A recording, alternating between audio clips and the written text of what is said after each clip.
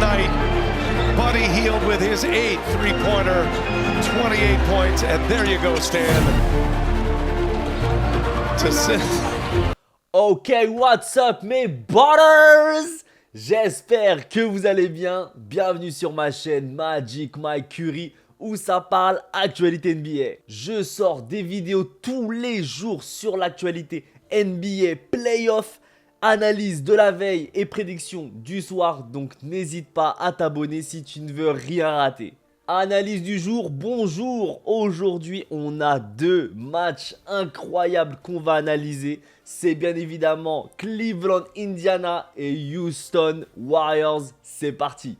Le match 1 des demi-finales de la conférence Est entre les Cleveland Cavaliers et les Indiana Pacers s'est soldé par une victoire surprise des Pacers sur le score de 121 à 112. Les Pacers ont brillé grâce à une adresse exceptionnelle à 3 points, convertissant 19 de leurs 36 tentatives, 52%.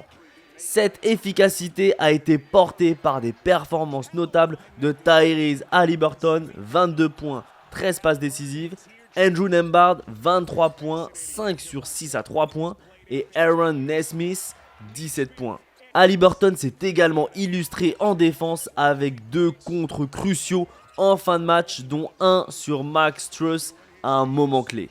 Les Cleveland Cavaliers ont connu une soirée compliquée, notamment à longue distance, avec seulement 9 tirs à 3 points réussis sur 38 tentatives.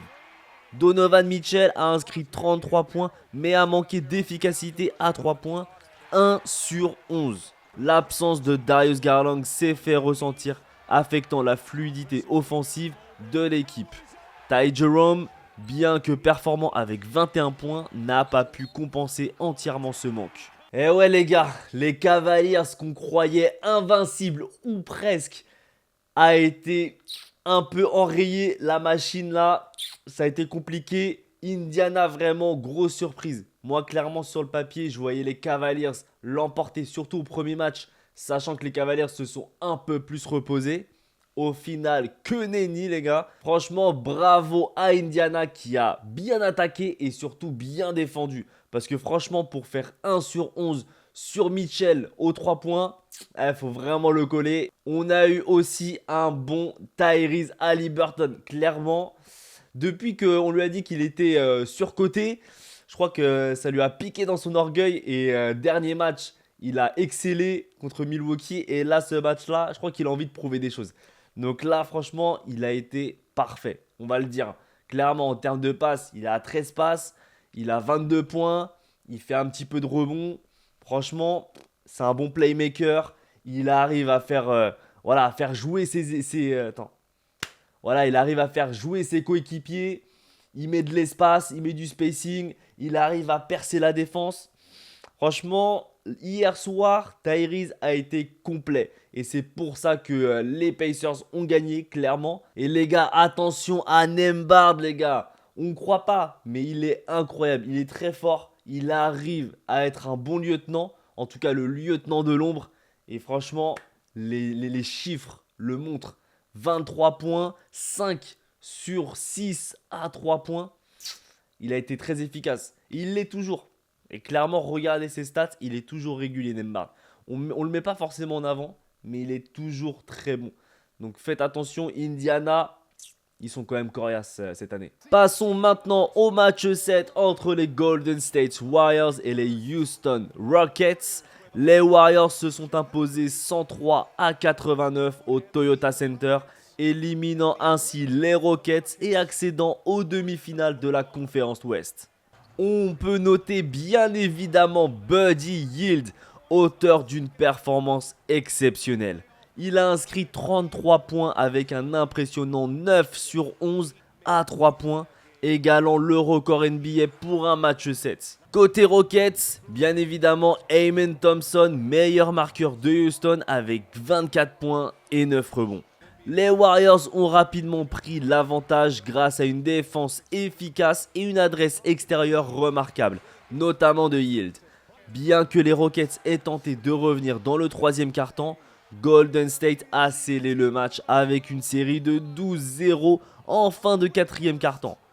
Curry a ponctué cette série avec son geste emblématique Night Night après une passe décisive pour un tir à 3 points de Buddy Hield. La dynastie va renaître, les gars. Elle va renaître. Et oui, qu'est-ce que je vous ai dit? Les gars, il faut me croire. Quand je parle des Warriors, c'est pas des lol. Je vous le dis, les Warriors vont remporter les playoffs cette année. Ils vont prendre la bague. Je vous le dis. Vraiment, Game 7, Houston. Allez hop, c'est fini. Maintenant, Minnesota. Clairement, Minnesota est prenable. On va en parler après. Là, concentrons-nous sur le match. En tout cas, on a eu un Buddy Hield de légende. Clairement, c'est ce qu'il nous fallait. Parce que là, Stephen Curry a été très, très étouffé. 3 points en une mi-temps. Enfin, en tout cas, sur la première mi-temps, c'est dur. Après, il s'est bien rattrapé avec 22 points. Mais 3 points, c'est très dur. Donc, il a été très étouffé. Il n'a pas pu s'exprimer. Je pensais que ça allait être lui qui allait au moins taper au moins 30 points. Au final, pas forcément. Mais justement, c'est ça qui est bien chez les Warriors. C'est qu'il y en a, quand il y en a un qui est à terre, il y en a plusieurs qui peuvent prendre le relais. Il y a des moments où c'était Pods. Il y a des moments où c'est Butler. Voilà, là, c'était Buddy.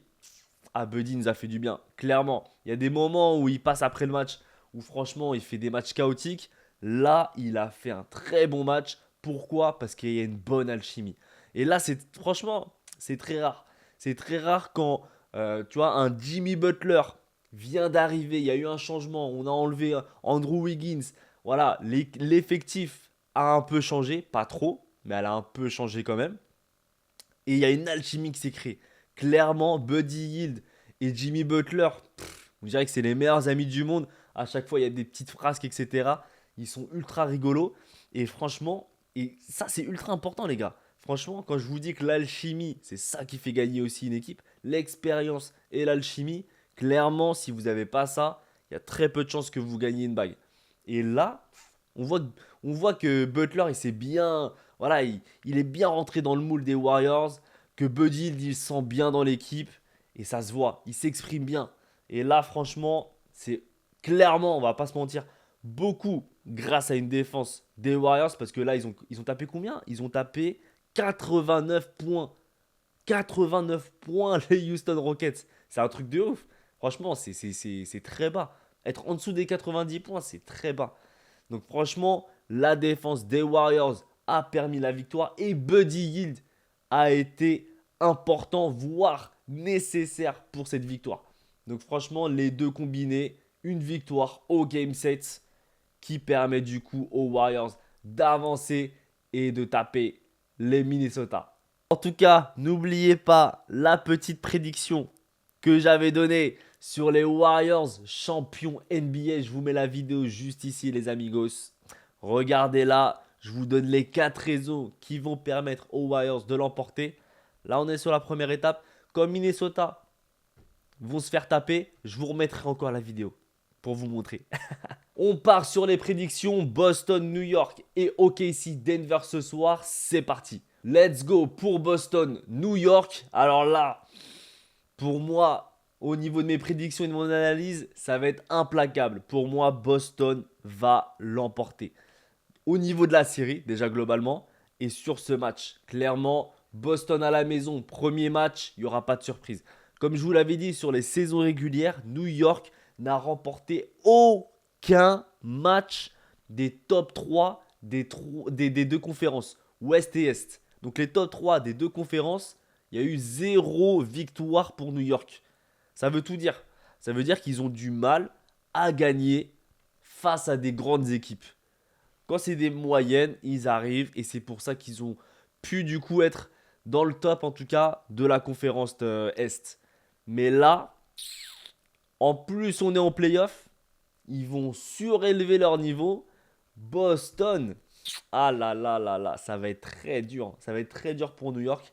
Boston, après, on n'est pas à l'abri d'une surprise. Clairement, comme je vous le dis, Boston ne va jamais sweep une équipe. Donc clairement, il n'y aura pas de 4-0. Vous attendez pas à ça. Mais par contre, il y aura sûrement un 4-1 ou un 4-2. Ça ira pas au 4-3. Moi, je vous dis, c'est 4-1 ou 4-2. Si vous voulez pronostiquer, les gars, 4-1 ou 4-2, misez tout sur les deux. c'est sûr que ça va taper. Mais en tout cas, Boston va y arriver. On va y aller à la manière. On va taper, je pense, un petit 112. 100. Il va y avoir quand même un gros écart. Mais Boston va y arriver tranquillement. Ils sont au TD Garden. Faites-moi confiance. On part sur le match OKC-Denver. Faites attention, les gars. OKC, vous pensez trop qu'ils sont imprenables. Parce que aussi, ils ont tapé Memphis. Memphis ultra diminué avec un Ja Morant sur une jambe. C'est pas possible. C'est bien évidemment qu'ils allaient gagner. Par contre, là, on est sur un Denver. Alors, un Denver un peu bancal. Ils ont eu du mal face aux Clippers. Mais pour moi, les Clippers, c'était des gros prétendants au titre. Comme je vous le disais, pour moi, c'était peut-être même l'un des meilleurs à prendre le titre. Donc, clairement, s'ils sont plus là et que Denver les a tapés, Denver va poser des problèmes à OKC. Moi, je vous le dis. Moi, je vous le dis, les gars. Et franchement, je vais m'avancer. Mais potentiellement, il y a moyen que Denver gagne la série face à OKC. Gagne la série face à OKC. Moi, je vous le dis. Donc là, clairement, premier match, attention. Moi, franchement, prise de risque, je vois Denver l'emporter. Vous savez pourquoi? Parce que déjà, OKC, limite, ils se sont trop reposés. Donc limite, il y a eu trop de temps de repos. Ils sont même plus dans cette euphorie, dans cette galvanisation des playoffs. Limite, ils auraient pu partir en vacances et revenir. Donc là, il y a trop de temps. Là. Ils sont plus dans le jus, tu vois, dans l'émulation, tu vois. Alors que là, Denver, ils sont encore dans l'euphorie. Ils viennent de gagner. Ils sont tous chauds. C'est tous des soldats. Ça va être très dur.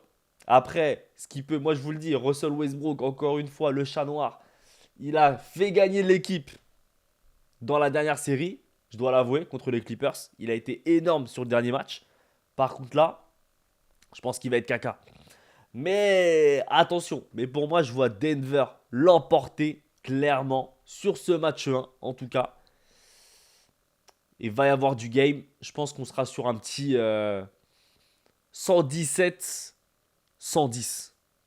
Let's go. Voilà, c'est la fin de la vidéo. J'espère que tu t'es régalé. N'hésite pas à mettre un max de pouces bleus. N'hésite pas aussi à donner ton avis en commentaire. Qu'est-ce que tu penses des matchs qui vont se passer ce soir? Dis-moi tout. Je te souhaite une bonne journée. N'oublie pas aussi de t'abonner. Passe une très bonne journée. N'oublie pas que tu es le meilleur. Ciao mes brothers!